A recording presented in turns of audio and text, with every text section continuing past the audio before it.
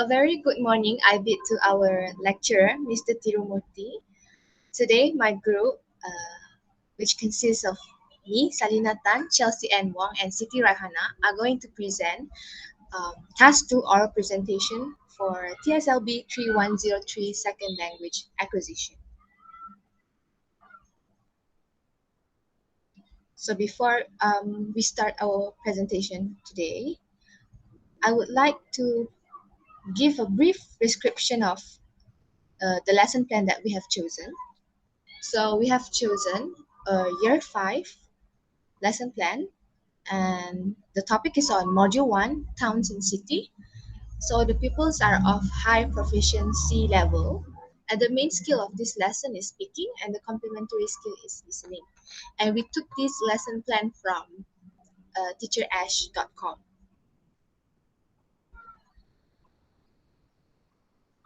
So we have modified the lesson plan or revised the lesson plan. So for there are two theories that we are going to use, which are the input hypothesis, which happens to be at the presentation stage.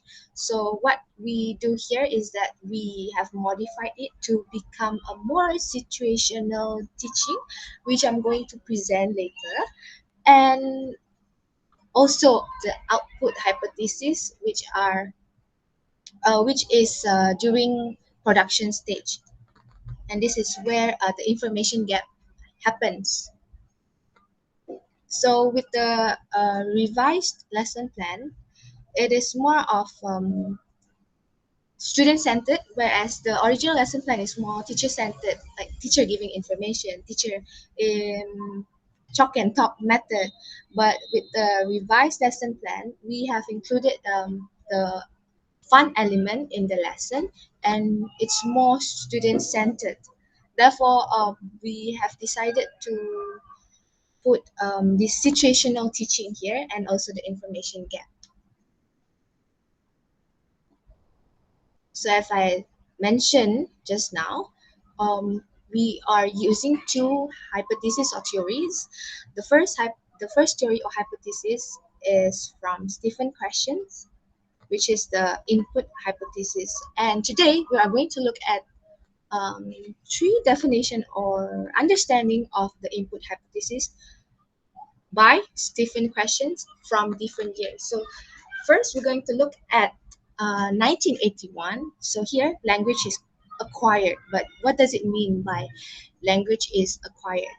According to question 1981, he argues that language study should be concerned with acquisition but not learning. Why? Because acquisition is a process where learners absorb a foreign language or second language unconsciously. But a year later, in 1982, he argues that learners can actually use or study language by comprehensive language input,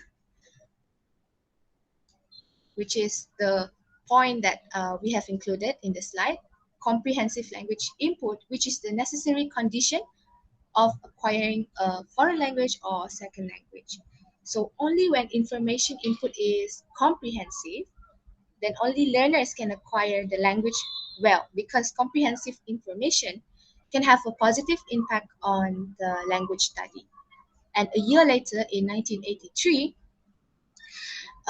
he says that comprehensive language input is the key factor of language acquisition. So acquirers or learners can move from the stage I, which represents the present competence or the learner's present language competence, to I plus 1, the next level by understanding, which includes I plus 1, the necessary condition for acquiring second or foreign language. So the I plus 1 is a necessary condition to a very successful language acquisition.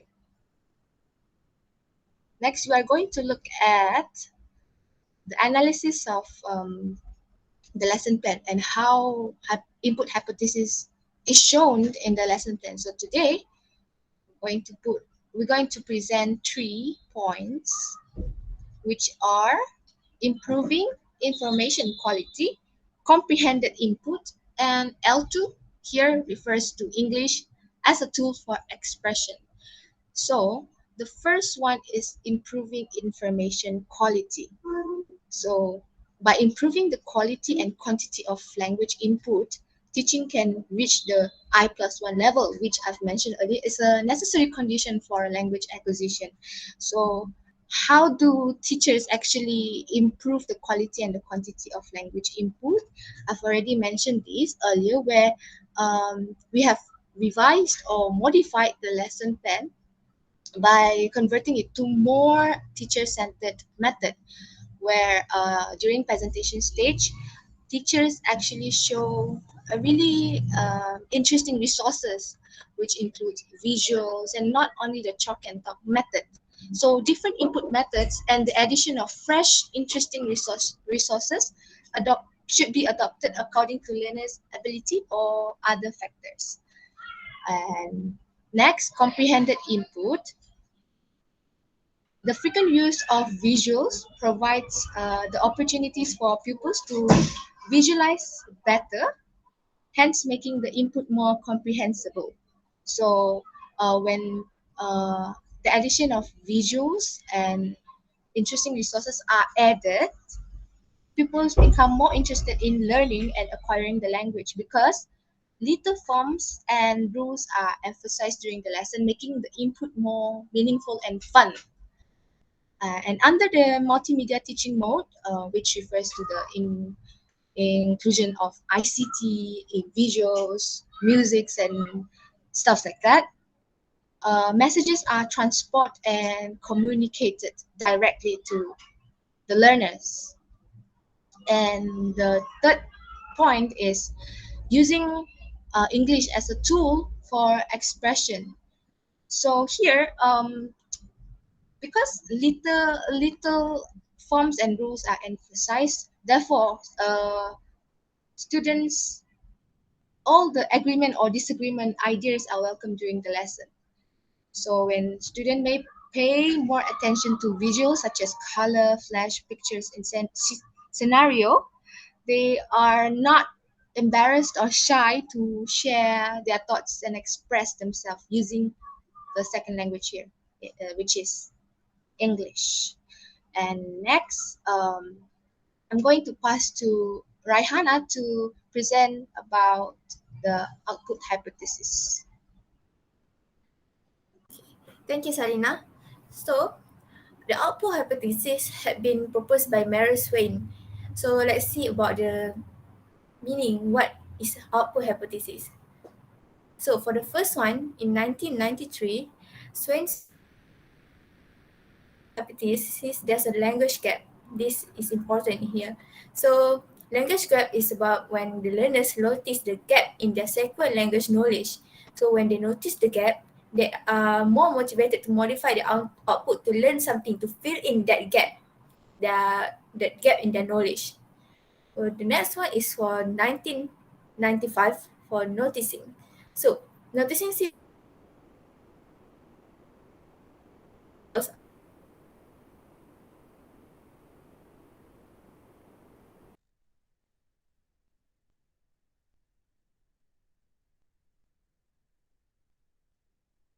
is to identify gap and pay attention to relevant input that can cater to their lack of knowledge. So this can enhance their input processing ability because the output has focused the attention on the need to do so to enhance their input and have the input processing. So Swain also noted that noticing is a prerequisite for language learning. This is because once the attention of the speaker has been directed towards the gap in the language, he or she may draw on further resources to mend that hole. So that means that the noticing is very important for pupils to fill in their gap, to fill in the gap in their knowledge. And the last one is in 2005, Swain noted that she said that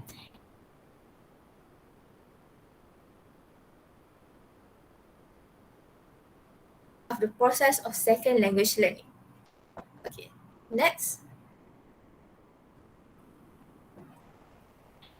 Next, we are going to look at the analysis of the lesson plan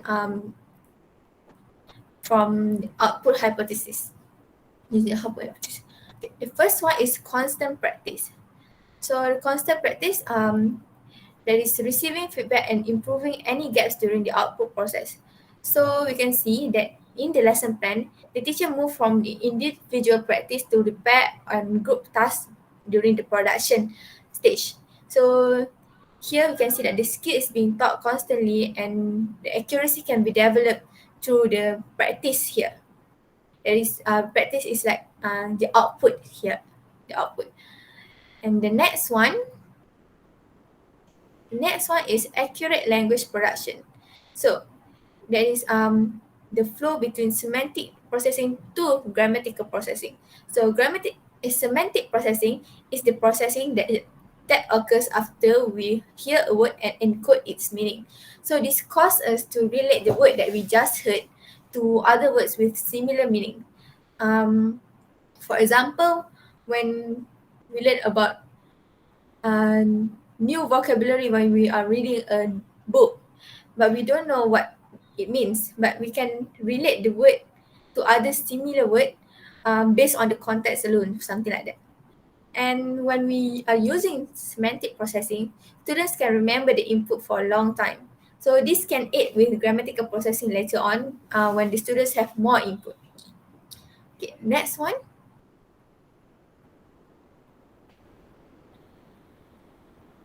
The last one is task oriented, that is creating a language environment. So creating a language environment is when creating an environment where the pupils can use the language, the second language, with each other.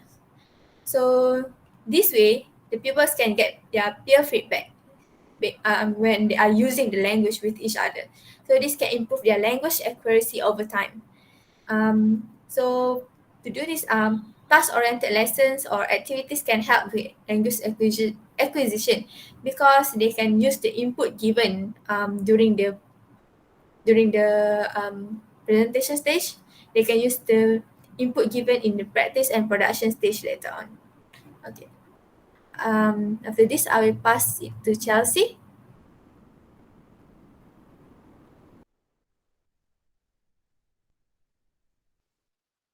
Okay, thank you, Raihanah. Now I will explain about the impact of the selected theories in SLA. And the theories that we have selected is the input hypothesis and output hypothesis as explained by Raihanah and Salina just now. So let's take a look at the first one. So the first impact of the input hypothesis is that learners improve and progress along the natural order. So according to Krashen's natural order hypothesis, um, the natural order here means that learners acquire grammatical structures in a predetermined order. So the input hypothesis will help them do this. Next.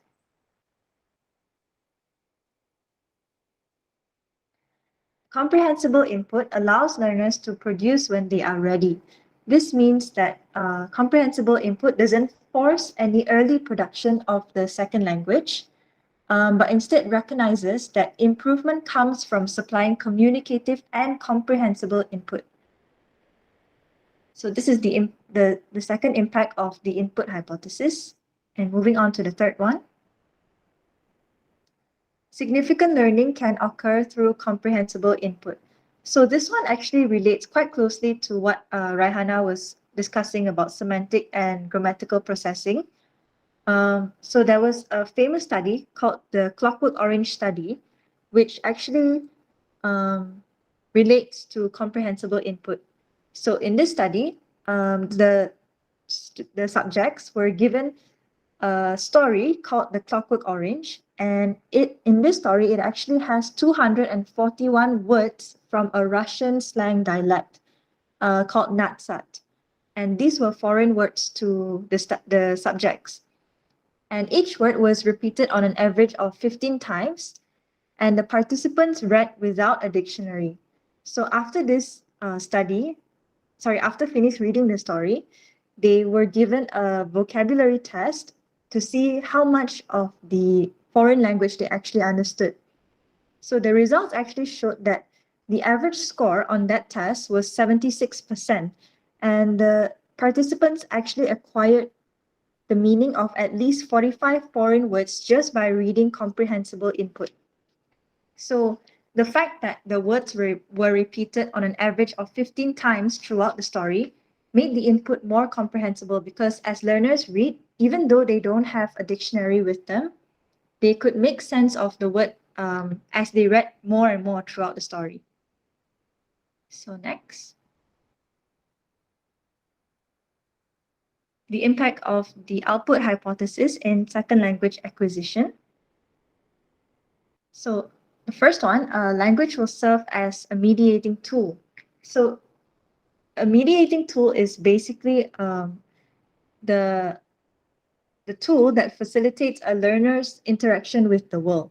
So through the output hypothesis, learners will realize, like Raihanah explained, the gaps between what they don't know and what they should know. And so this will help them improve their second language acquisition. And next one. So rich in various language forms. So what it means here is that the more frequently a learner uses the language, the more fluency is obtained. So therefore, the more fluent the learner is in the second language, the richer his knowledge of the language forms, such as grammar, is. So this can be obtained through the output hypothesis, where he keeps using the language frequently, and then he will realize what he doesn't know and learn what he doesn't know. Last one. Low level of anxiety and higher motivation levels. So the output hypothesis actually gets learners to practice the language, not just by theory, but also through practicals, such as activities such as speaking, such as the one we have modified in our lesson plan. So they practice this skill, speaking skill, with their peers. And that is why it creates a lower level of anxiety and higher in motivation because learners will want to do well and speak as good or even better than their peers.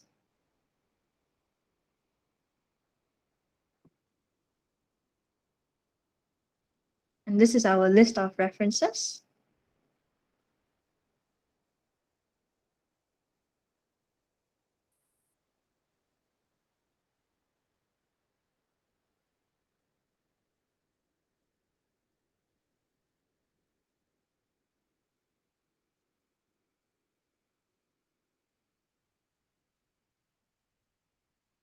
And that's all for our presentation. Thank you.